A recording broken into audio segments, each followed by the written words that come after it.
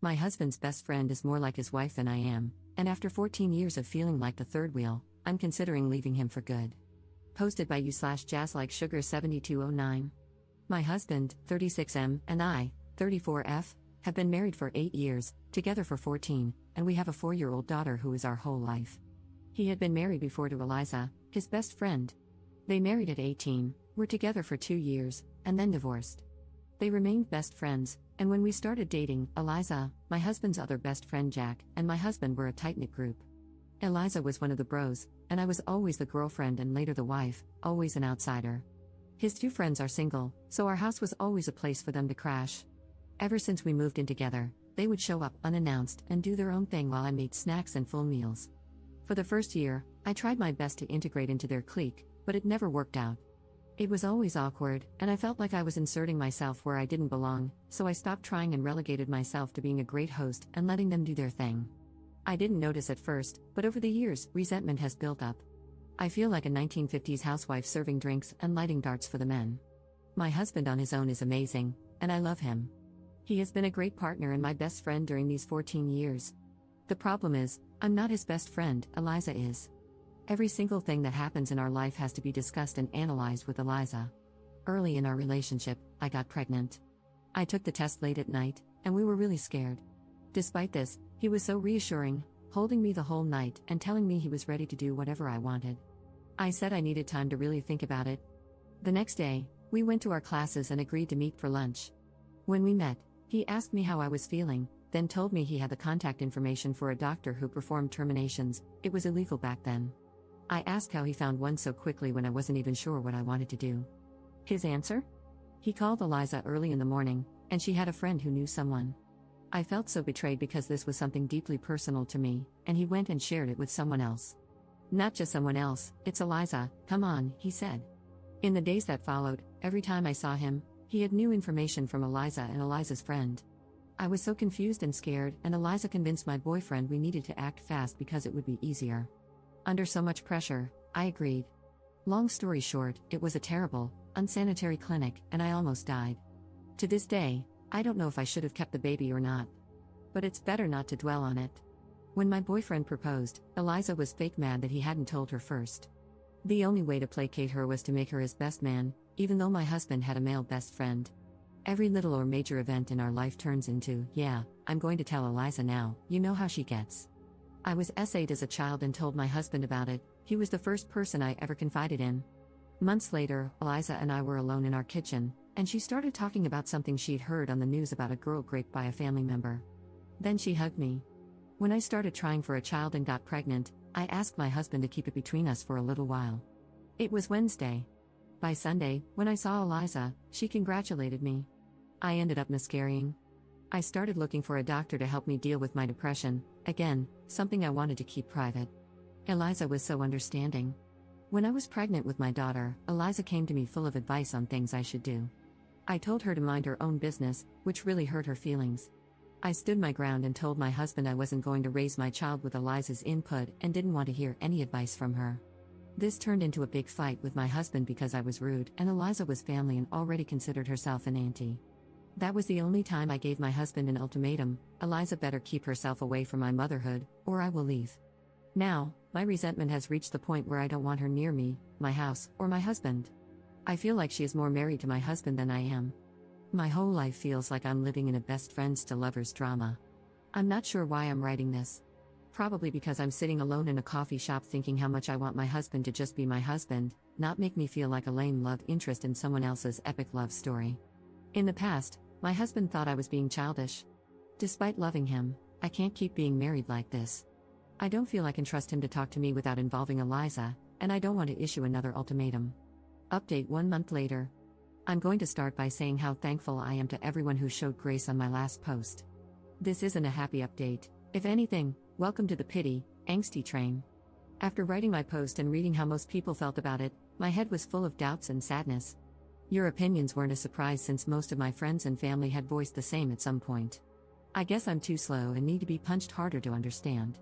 A few days after my post, I took a pregnancy test, and it was positive. Having a large family is what we always wanted, and ever since my termination, I've been left with a feeling of having empty arms. Holding my daughter in my arms felt like being whole again, and I knew I needed to grow my arms even more to hold my new baby too. But after the initial happiness, an ugly feeling started to grow in my stomach. I didn't want Eliza in our life. It felt like taking off my innocence glasses, and I was finally able to see her, really see her. How every smile was so damn fake, how every compliment was always mean-spirited or a veiled self-compliment. Nice potato salad, it was great. Oh, remember, to my husband, that potato salad I made? It was kinda unbelievable blah blah blah, or, nice outfit, I love how confident you are. I can't leave the house without making sure my outfit is flawless. Her reaction to my first pregnancy, my wedding, our travels, my second pregnancy, buying a house, how everything that should have been between my husband and me always included her, as if our life were a play she should write and direct. On our first Christmas together, she came over while we were decorating. With all her positive critiques, I ended up sitting in a corner drinking wine while she and my husband decorated. She's always here. And by here, I mean in my life. She has a say in everything in my life, to the point that when my husband voices his opinion, I can tell when it's his words and when it's Eliza's. I'm not saying that since I wrote the last post, everyone turned into ultimate evils, but thinking and rethinking about my life with my husband, I realized I've always been a passive character. It's like my husband got himself a pet, and he and Eliza are going to be endgame when they both realize they never stopped loving each other. Some of you, like my sister, will say I'm dormant. I guess I am. I've let this go on for so long that it's become normal. My life isn't bad, my husband hasn't been a bad husband, and Eliza isn't so bad at the bars that she hasn't tried to kill me yet. I know it's clear to all of you, but to me, this has been my life for years, my day-to-day. I've learned to look away and make myself small so I don't make others uncomfortable. Maybe because I'm pregnant and hormonal, but I'm tired of this. I love my husband, but I feel he can't fully love me with Eliza whispering in his ear and him running to please her like a golden retriever. After all that thinking and rethinking, I sat my husband down and told him we needed to set some strong boundaries because our marriage wasn't working. I didn't feel loved or respected as a wife or even as a person. I explained more or less what I've written here. My husband denied everything and tried to explain himself, saying Eliza was like a sister to him. I said even siblings have boundaries. It went back and forth, with him making me doubt whether I was, in fact, trying to control who was or wasn't in his life. He even joked about whether he'd need to sneak away to have a drink with his friends. For a moment, I wondered if I was, in fact, crazy. But I stood firm. If he wanted to keep this marriage, Eliza needed to be gone from our life. At first, I thought low contact would be enough, but seeing his reaction, I knew that wouldn't work. Maybe I wouldn't see Eliza, but he certainly would, and I would be antagonized and mocked. Honestly, knowing this made me realize my marriage was over. So I pressed with important questions. What were his real feelings? Why did they divorce if they were so hung up on each other? Why hadn't he left me sooner? Why not leave me now? Did he love Eliza more than me? Why? What was it about her? What did she have that I didn't, that made her impossible to leave? In summary, he loves her, but he also loves me. He doesn't understand how. Both of us bring something he doesn't want to miss. He's not sure if he wants a life with Eliza like the one we have, a marriage, a family, but she is his soulmate. They divorced because their relationship was so intense it burned them both. With me, he has calm, peace, and a loving place to come back to. He's never cheated but admits he sometimes fantasizes about her being me and me being her.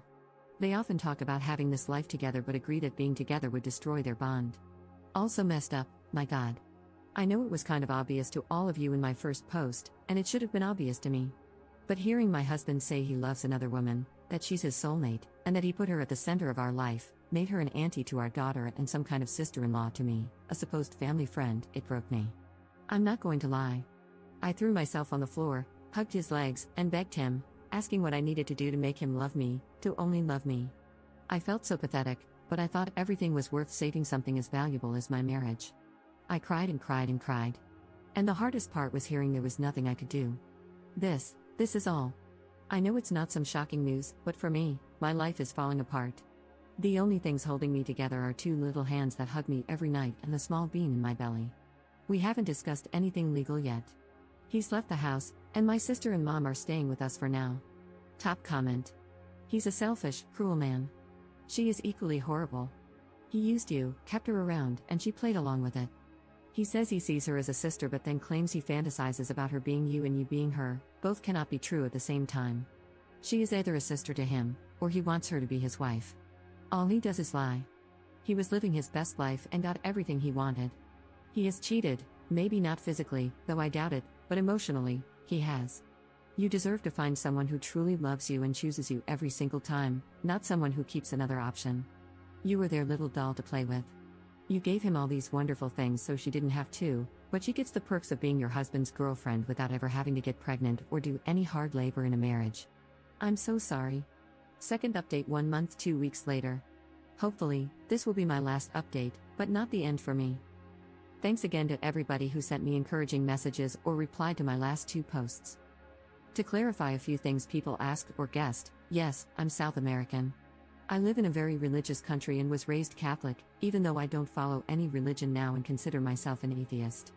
Some things are just too deeply ingrained in our brains. Also, yes, I grew up seeing my mom crying over my dad's multiple affairs. I always thought I would never let something like that happen to me, but oops. Luckily, I started seeing a therapist and will heal a lot of things. One of the very first things I discussed with my therapist was my termination, how deeply it hurt me and how big an impact it had on my mind. And yes, some of you guessed correctly. After the termination, I was determined to get something good out of a very traumatic event. Since I loved my then boyfriend so much, I thought maybe our relationship could grow stronger and better. And I fought hard for that. Then, after a while, it became more about, have I suffered so much for this relationship just to lose it over this one thing? No. Later, it turned into, this is my life, go to sleep and get over the pain. Now, I realize how similar that mindset was to my mom's while forgiving my dad. But since I wasn't being physically cheated on, it never crossed my mind that I was doing the same thing.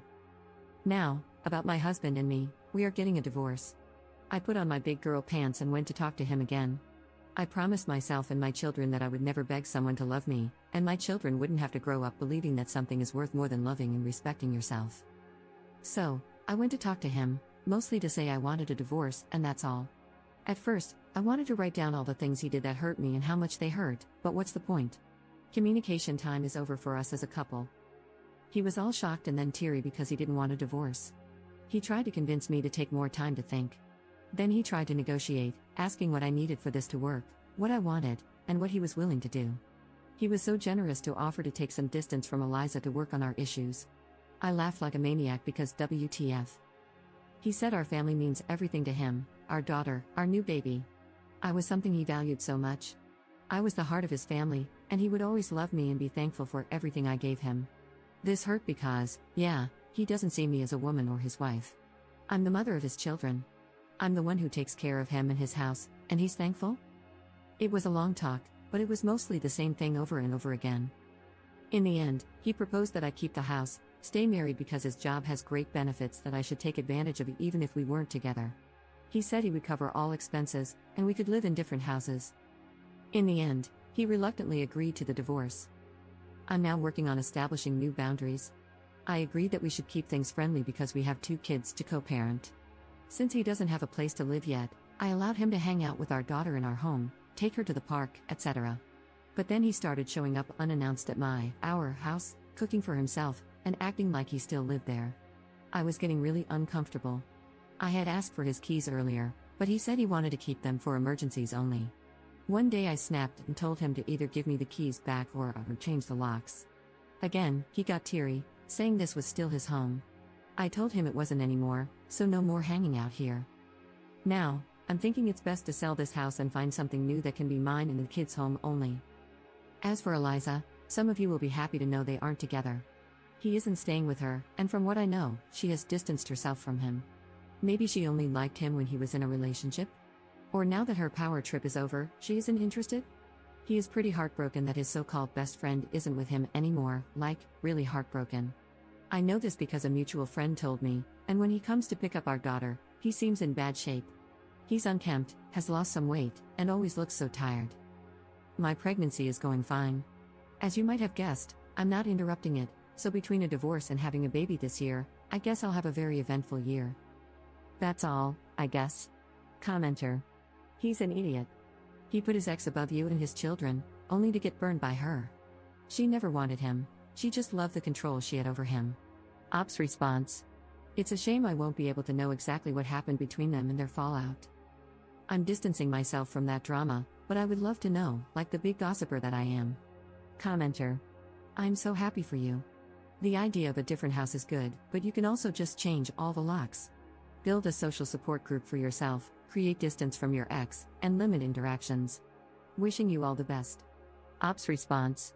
I think the new house will be the best, without any sad memories, just a fresh start. Also, I want to live closer to my mom and sister since I will be needing their help.